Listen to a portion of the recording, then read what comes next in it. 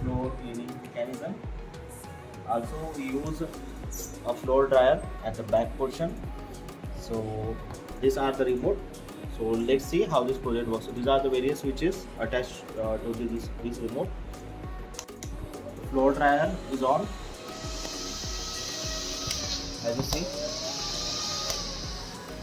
This is for the water tank, as you heard the sound, and this is for the dryer, for floor cleaner. Okay. Backward, any direction you can make with the cleaner. So you can clean the floor. Okay.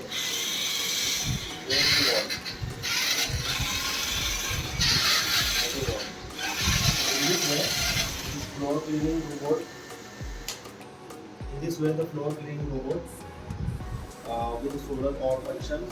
Also, it is powered with the external adapter also. So, hope you guys like this type of a project.